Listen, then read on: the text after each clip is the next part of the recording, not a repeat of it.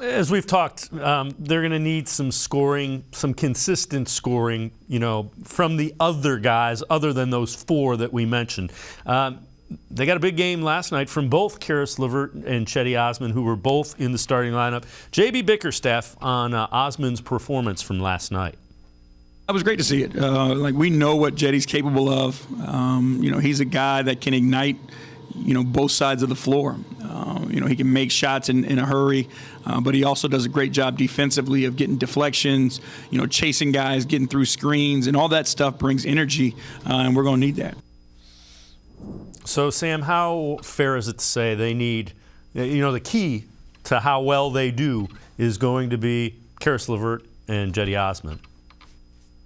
Without question, and if it's not one of those two, then Lamar Stevens or Dean Wade is going to have to fill it. But I think that Osman and LeVert have the most potential in terms of adding to that scoring, which is something you want from the reserves. You're going to need points off the bench, and what you want, is for somebody to step up and do that consistently. It doesn't have to be obviously 30 points, but it can't be 2. So somewhere in between. Cedi, preferably both Cedi Osman and Caris LeVert are both going to be able to, consistently contribute off the bench in the playoffs. And they've been very good. Both players have had their moments at times. There's also times they're just kind of running around out there, probably more Cedi than LeVert, but still there are games where LeVert's kind of MIA. So those are the things that you want to get, shored up, have them playing their best basketball. Dave, we've talked about this here before.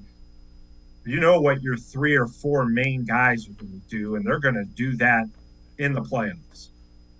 It's the role players and the reserves that really tend to make a difference in these series, and that's why it's so important that, one of those guys that we just named really gets it going on a regular basis and becomes a threat.